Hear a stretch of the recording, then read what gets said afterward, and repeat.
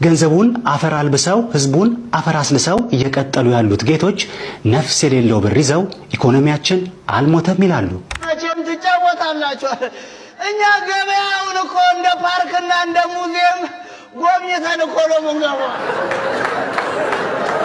እምባም ሰፋሪ ያለው የእምባም ቆጣሪ ጌጁን ያልፋል።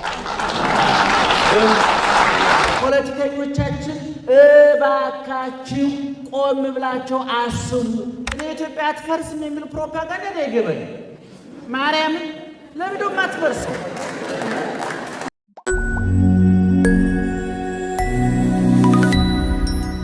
ምነው ጫጫታ ውስጥ እኮ ነሽ ልጄ፣ ድምፅሽ ብዙ አይሰማም አሏት።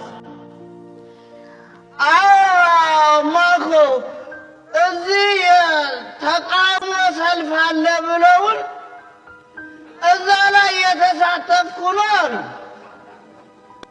ማማልጣይሽም ማኮራመትም ደንግጠ እናንተም ጋር እንደዚህ የተቃውሞ ሰልፍ የሚባል ለባህር ማዶ አለቻቸው።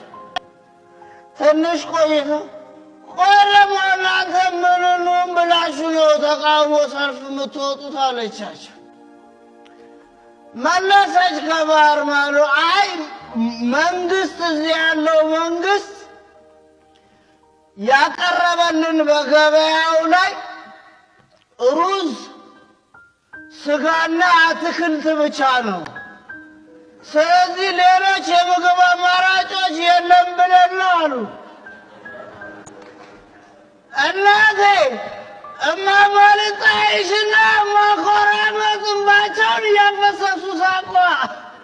ያልሽ ልጄ ለሰዎቹ አስተባበረሽ ንገሪያቸው፣ ቶሎ ሰልፉን ወደ ድጋፍ ቀይሩት። እዚህ እኮ እናቴ ገበያ ብቻ እኮ ነው ያለው አሉ።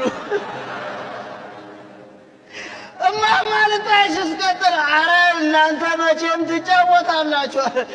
እኛ ገበያውን እኮ እንደ ፓርክና እንደ ሙዚየም ጎብኝተን እኮ ነው የምንገባው።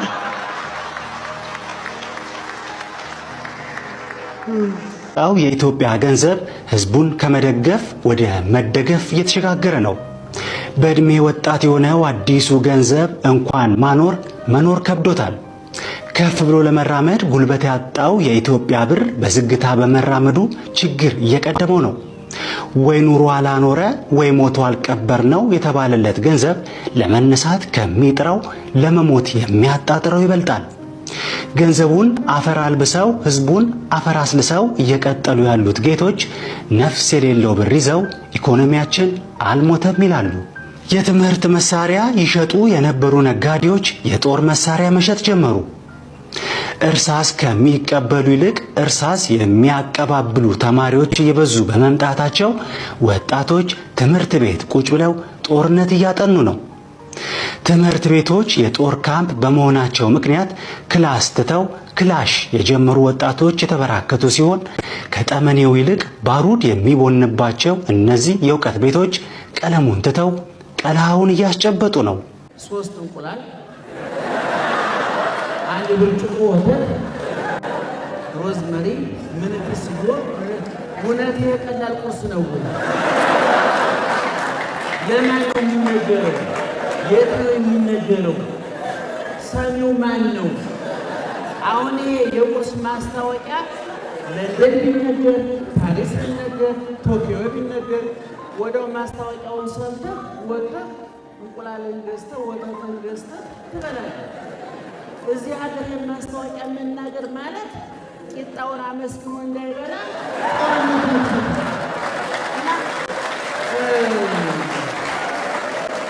ይሰጣል። ጨልሟል። እውነቱ ይህን በፊት ለፊት መናገር አለ። በጣም ጨልሟል። በጣም ዳምኗል። በጣም ብዙ ችግሮች እየተፈጠሩ ነው። በጣም ስጋት አለ።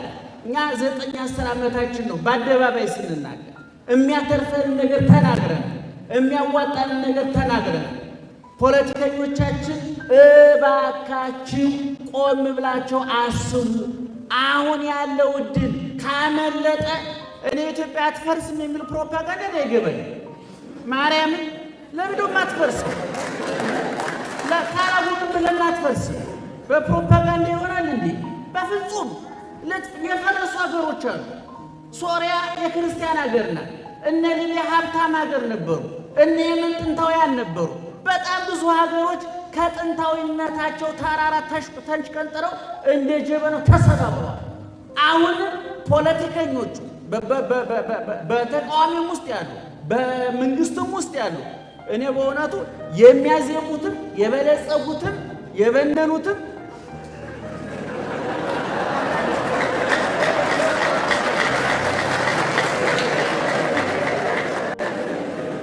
እኔ ቆም ብለው እንዲያስቡ እናሳስባለን። ኢትዮጵያውያን እየሰማችሁ ነው። ኢትዮጵያውያን ትልቁ ችግራችን ከሽንፈት ይልቅ ድል ያከስራል። ኢትዮጵያ ብዙ ጊዜ በድል ነው የሚከስሩት። በአድዋ ጦርነት አጼ ምኒልክ ያን ሁሉ ስራ ሰርተው አስተባብረው አሸነፉ። የሚያሳዝነው ግን 40 ዓመት ሙሉ እኛ ለአዝማሪ ግጥም ስንሰጥ ጣሊያኖቹ መርዝ እየጠመቁ ነበር። ትልቁ አደጋ ይሄ ነው። ከድል በኋላ አሁን ሰሞኑን ፖለቲከኞች የምናገሯት መሬት ላይ አለች የለችም አይናሞቹ ታያዋታላችሁ። ድል ማስቀጠል የምትባል ቋንቋ አሰባለሁ። በጣም ነው የምጣፍጠው። ግን ቅድም እንዳልኩት ነው እንደ ብስኩት እንደ ቁርስ ማስታወቂያ አይነት ነው። መሬት አለች ውስጥ እኔ ብዙ አላገኘኋትም ስለማይታይ ሊሆን ይችላል። አንዳንድ ሊሆን ይችላል። እኔ ድልን ማስቀጠል የሚቻለው ከድሉ በኋላ በመዝፈን አለ፣ በመጨፈር አለ፣ በመፎከር አለ። ስለ አንድ ነገር በጣም ጥሩ በማውራት በመናገር አለ። መሬት ላይ ሐቁን መጨበጥ አለብን። ለምሳሌ አፄ ኃይለ ሥላሴ ወደ ውጭ ወጡ። ጣሊያኖች እንደምንም ብለን አሸንፍ ተጣጥረን 5 ዓመት በጣም ብዙ መከራ ተቀበሉ። ብዙ ጀግኖች ታርደዋል፣ ተቀቅለዋል፣ ተጠብሰዋል፣ ተርበዋል፣ ተገፈዋል፣ ተሰደዋል፣ ተንከራተዋል። እንደ ሰው ተፈጠው እንደ እንስሳ በእውነቱ ተንከራተው እነሱ ዋጋ ከፍለው ጣሊያኖቹ ተባረሩ። ከዛ በኋላ ግን ቅድም እንዳልኳችሁ እስከ ደርግ መምጣት ድረስ በአፄ ኃይለ ሥላሴ ትልቁ ምንድነው ስለ ጣሊያን ጦርነት ነው ግጥም ሲገጠም የነበር። አሁን አድዋ ጣሊያን ያባረርንበት አድዋ የገጠተ ተራራ ያፈጠጠበት ምድረ በዳ ያልሰለጠነ ባዶ መሬት ነው ያለው። ከ126 ዓመት በኋላ አባቶቻችን ተዋግተው አሸነፉ፣ እኛ ሳንዋጋ ተሸነፉ ማለት ነው። ሌላ ነገር የለም። ስለዚህ እኔ ቆም ብለን ብናስብ እኔ ኢህአዴግ ትልቁ የተሳሳተው የድሮ ኢህአዴግ ማለት ነው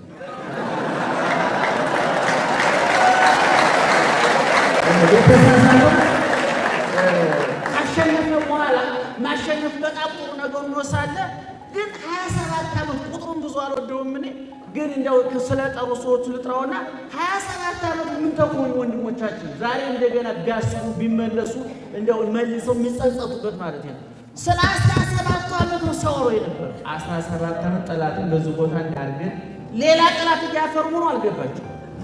አሁን ስለ 27 ዓመት ስናወራ ሌላ 27 ዓመት መከራ እንዳይመጣ ቆም ብሎ ማሰብ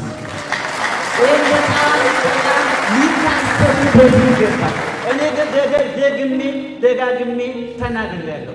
ኦርቶዶክሳውያን የተዋህዶ ልጆች፣ ሙስሊሞች ወንድሞቻችን፣ ፕሮቴስታንቶች ወንድሞቻችን፣ ካቶሊካውያን ወንድሞቻችን፣ ከዚህ ውጭ ያላችሁም እግዚአብሔር የለም የምትሉ ሰዎች ካላችሁ መብታችሁ ሆኖ ኢትዮጵያ የለችም ማለት አትችሉም ብዬ ተናግሬያለሁ።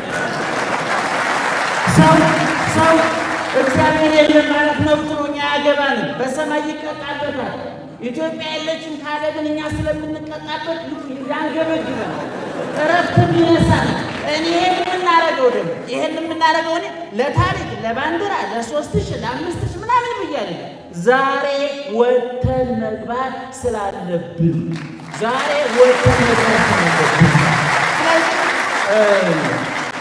እንደው አንድ ቀን ልንገራችሁና ልጨርስ። በጣም ይቅርታ እኔ እናገራለሁ ብዬ አላሰብኩም ነበር። በጣም ይቅርታ ያደረግልኝና እነ ዶክተር መስከረም አይነት ንግግሮች እንደዚህ ጥናታዊ ነገሮች እንዲህ ተደፋፍነው ተለባብሰው ባይታለፉና ቁጭ ብለን የምንማርበት መድረክ ቢፈጠር። የዘንድሮ አማካሪ ደግሞ መደበኛ ስራው ትርፍራፊ ማስከልከል አይደል? ዋናውንማ ማን አቅምሶ በፍራፊ ላይ እኮ ነው የምንጨካከለው። ዘውድዬ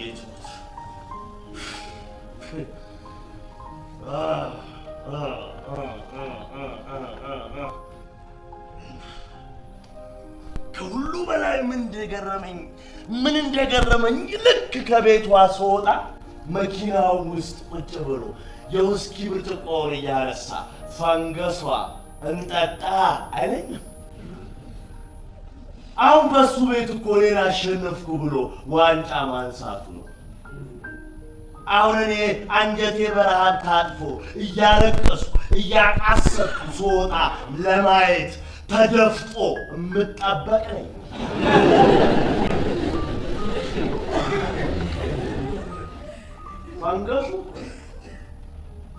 ፈንገሱ እኮ ነው እንዲህ የሚጫወትብን። ተንኮላችን እንኳን እዚህ ድረስ ተዋርዷል። ተንኮላችን ልፊያችን እዚህ ድረስ ዝቅ ብሏል። እንደ ውሻ ፍርፋሪ መነጣጠቅ። እኔ የሚጠፋኝ ሰው አይደለሁም። ደግነቱ፣ ሩህሩህነቱ፣ ቸርነቱ መቼም አንዴ ያቅተን አይደለም። ሰው ግን እንዴት ለሚሰራው ክፋትና ተንኮል ቢያንስ ለራሱ ለምንድነው የምሰራው የሚል ምክንያት አያስፈልገውም? ተንኮል ዝም ብሎ ነው የሚሰራው። ደስ ስላለ እግረ መንገድ ሆቢ ነው እንዴ? ዘውድዬ ሆቢያቸው አደረጉት። ክፋትን እኮ ሆቢያቸው አደረጉት። የገዛ ስጋህን በግራ እጃቸው ይቆርጡና በቀኝ በኩል አዙረው ወይ በሞቴ የገዛ ስጋህን አጎርሰዋል። አይገርም? ቤት ሲቃጠል ከበውት ይሞቃል። ቤት ሲቃጠል በእርጥብ ቅጠልና በውሃ ፈንታ በቆሎ እሸት ይዞ ይመጣል። በሚነድ ቤት እሸት ጠብሰው ሊበሉ ከሚቃጠል ቤት እንኳን ሊያተርፉ ይሰለፋሉ። ዋ እንላለን ታዲያ። ይኸውልህ ዋ ይሞቃል እያሉ በሰው ባሻር መውሰድ ከድፋ ነጣም እምባም ሰፋሪ ያለው የእምባም ቆጣሪ ጌጁን ያልፋል። የእምባም ቆጣሪ ጌጁን ያልፋል። በሰው ትኩሳት እስቲም መክፈት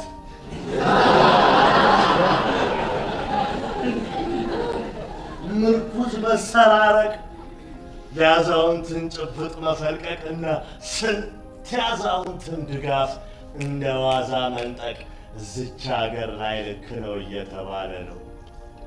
ዋ ምላሿ ዋ ትክራችሁ እያለሁ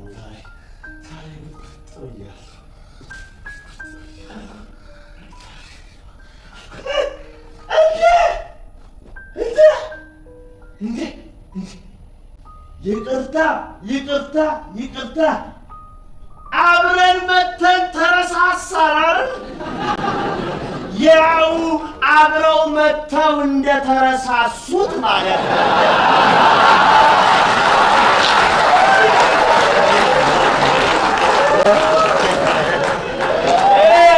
ልምድ ቀስመን ነው። ከፍተኛ ተማሪዎች አለን። የታላቁ ቆሻችን ተበረከት ላይ አዳሜ ታሪክ ይሻለው እዛ አይደለ? ምኑን ይዤ ምኑን ልጥቅ? የቱ ነው ቆይ አደገኛ ወሬ ማስኬጃ አመማያው ስራ ማስኬጃ የት በቲካሽ በሉት የጥቂችኛዋን ለሳምፕል ይዤ መጣሁ። ዘውድዬ ትሙት ያንን ከሚያክል የቆሻሻ ክምር ግማሹ የተጣለ የውሃ ላስቲክ ነው።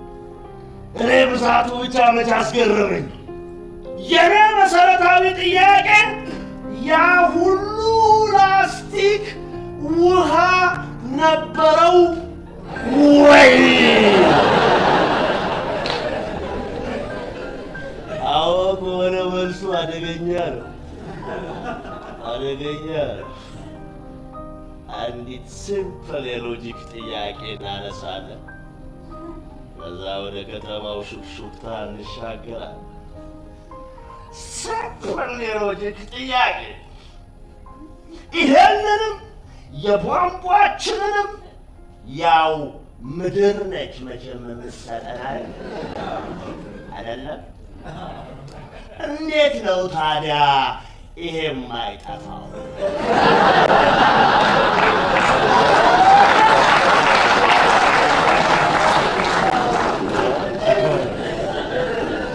ከተማው ምን እያለ ይሾኻሹኻል መሰለህ?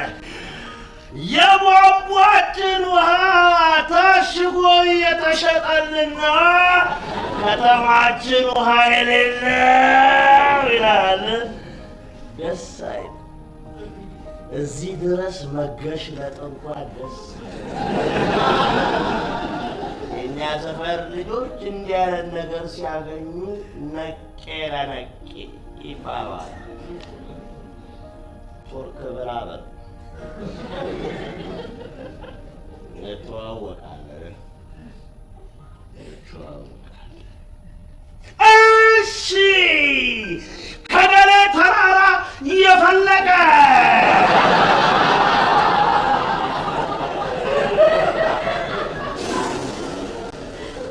ተራራውን በሙሉ ይዘው ጨረሱ። ለአንዳንድ ጉዳይ እንኳን ተራራ ቢያስፈልገን አዳዲስ ተራራዎች እናስተክል ይሆናል እንጂ ከየት ይመጣል ተራራ? ይዘው ጨረሱት።